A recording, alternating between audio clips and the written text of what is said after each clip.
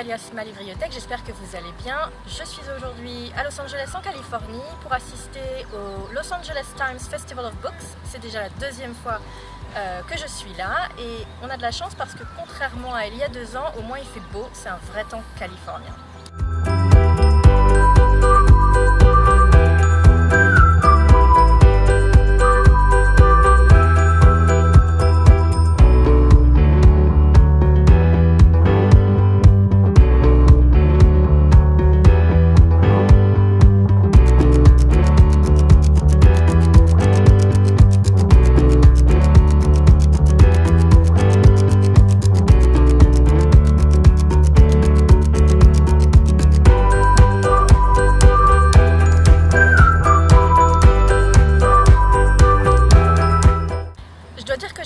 J'avais hâte de revenir au festival parce que dans un festival comme ça, on a vraiment l'occasion de rencontrer les auteurs et si on n'est pas trop timide d'échanger un petit peu, ça permet aussi de découvrir un petit peu le personnage derrière l'écriture, peut-être de comprendre un peu mieux certains contextes d'écriture ou peut-être certaines choses que l'auteur essaie de faire passer mais qu'on n'a pas forcément compris. Enfin, c'est toujours une expérience intéressante de rencontrer les auteurs. Moi, j'aime bien. Cette fois-ci, j'ai donc eu l'occasion de rencontrer 4 auteurs, Joyce Carol Oates, Dave Eggers, Dennis Lehane et Rick Riordan. Et vous verrez que j'ai pas vraiment eu l'occasion de filmer leurs interventions parce qu'on nous a dit de ne pas le faire et que je suis une gentille fille et je respecte ce qu'on me dit. Voilà. Pour la petite histoire, je devais voir Joyce Carol Oates la dernière fois qu'on était au festival, sauf que j'ai pas pu parce que j'ai été un peu bébête, j'ai pas réservé le bon hôtel. Donc le temps d'aller à USC, qui est la bonne fac, alors que je pensais que c'était à UCLA, j'ai perdu 2 heures et du coup j'ai totalement loupé Joyce Carol Oates. Mais c'est pas vraiment si grave que ça parce que j'ai découvert qu'apparemment elle venait tous les ans au festival le samedi matin à 10h30, ça a l'air d'être son horaire, donc si jamais vous avez envie de la rencontrer, vous savez quoi faire pour l'année prochaine ou les années d'après par exemple. Alors Joyce Carol Oates, c'est l'auteur entre autres de Les Chutes, Blonde. Elle fait des romans, elle fait des nouvelles, des essais, vraiment beaucoup de choses et puis c'est pas n'importe qui non plus dans la littérature américaine. Elle a par 2 fois manqué de remporter le prix Nobel de littérature. Par contre, elle a eu le prix Pulitzer en 1993. Elle a d'ailleurs remporté un prix lors de ce festival, le prix du meilleur roman pour son tout dernier roman qui s'appelle, je crois, en anglais, The American Martyrs. Qui parle de l'avortement. J'ai découvert que c'était une femme assez, non pas timide, mais extrêmement discrète et peut-être un petit peu décalée, assez réservée tout en quand même disant ce qu'elle pense. Alors on sent quand même qu'elle a déjà vu beaucoup de choses et déjà fait beaucoup de choses. C'est une femme qui approche les 80 ans quand même. J'ai eu l'occasion avec elle, juste quand j'ai fait ma photo avec elle, de discuter de traduction. Et je lui ai demandé si elle travaillait avec certains de ses traducteurs. Elle a notamment mentionné sa traductrice française et apparemment elle est satisfaite de son travail. Alors c'est ça qui est amusant, c'est que quand j'ai lu Les Chutes, moi j'étais pas totalement en phase avec cette idée-là, mais c'est pas grave.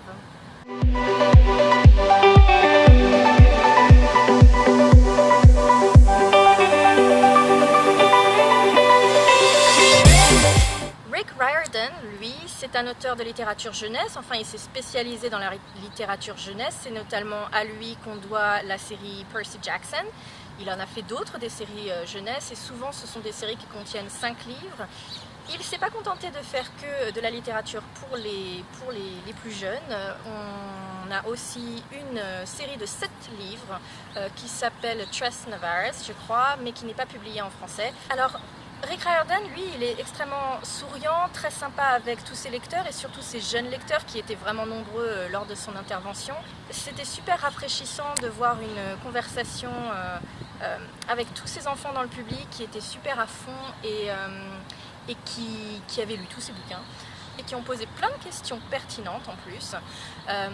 Et vous savez, on dit depuis plusieurs années que la jeunesse se remet à lire. Voir tous ces jeunes présents, extrêmement enthousiastes, vraiment inclus dans le processus d'écriture de Rick Riordan et vraiment avec leurs questions qu'il posait, ça prouvait qu'il y a vraiment cette jeunesse qui lit et qui prendra la relève.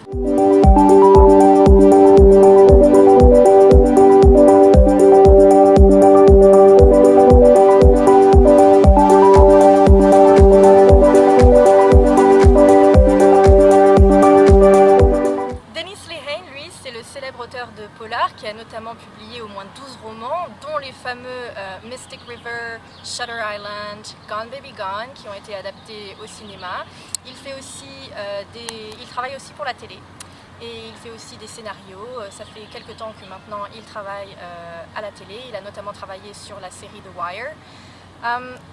Lui, c'est un personnage que j'ai vraiment adoré, mais ça a été un peu mon coup de cœur de ce week-end au festival parce que c'est quelqu'un de très terre-à-terre, qui est assez humble, qui n'oublie pas ses origines. Ses deux parents étaient des immigrants irlandais.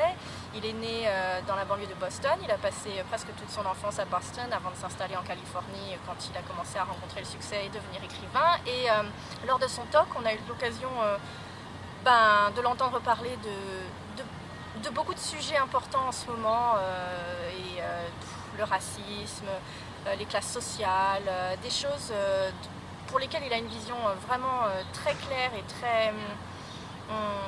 qui ressemble aux miennes. Donc c'est peut-être pour ça que je me suis plus facilement connectée à lui. En tout cas, j'ai vraiment apprécié toute son intervention. J'ai eu l'occasion de lui poser une question sur l'adaptation des films parce que lui, ses films, il se contente généralement de vendre les droits et après de laisser les réalisateurs faire leur travail. Ça a été surtout le cas pour Gone Baby Gone et Mystic River, même si apparemment les réalisateurs Ben Affleck et Clint Eastwood l'ont inclus dans le processus du film, de création, pardon.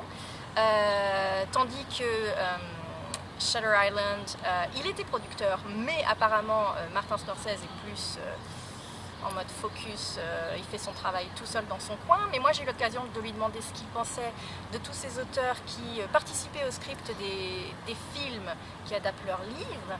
Et c'est vrai que parce que souvent je suis un peu déçue de la tournure des choses, des adaptations, c'est pas toujours comme exactement le livre.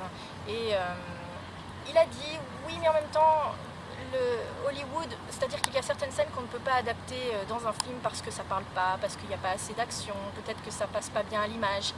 Et c'est vrai que je pense que dans mes critiques, je pense peut-être pas assez à cet aspect où l'écrivain doit penser à l'image. Et il a pris comme exemple par exemple les films de Jaws ou même son propre Gone Baby Gone, où les fins sont vraiment différentes et où le film du coup gagne en action, en profondeur, en réflexion, je sais pas. L'image de toute façon parle aussi d'elle-même souvent, il n'y a pas besoin de dialogue. Il a expliqué notamment par exemple pour certains livres qu'il avait dû complètement retirer certaines pages parce que c'était trop littéraire. Je comprends son point de vue, après je pense que peut-être qu'il y a certaines adaptations où ça part complètement dans une autre histoire, dans une autre vision. C'est peut-être plutôt à ça que je pensais. Mais ça a été une intervention que j'ai vraiment beaucoup appréciée et un homme que j'ai été contente de rencontrer.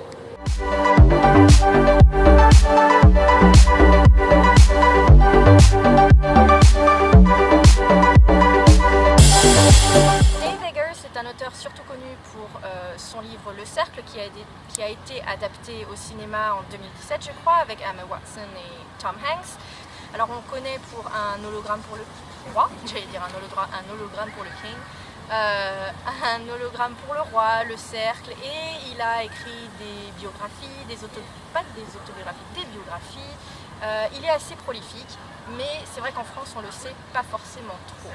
C'est un ancien professeur et donc lors de son intervention il a vraiment inclus une adolescente qui écrivait pour un projet. Même si c'était pas vraiment centré, sa présentation n'était pas vraiment centrée sur son travail à lui, on sentait que en tant qu'ancien professeur, il essayait vraiment toujours d'inclure les jeunes à écrire, à participer à la vie juste aux publications générales et à essayer surtout de s'exprimer. Ça c'était intéressant en soi.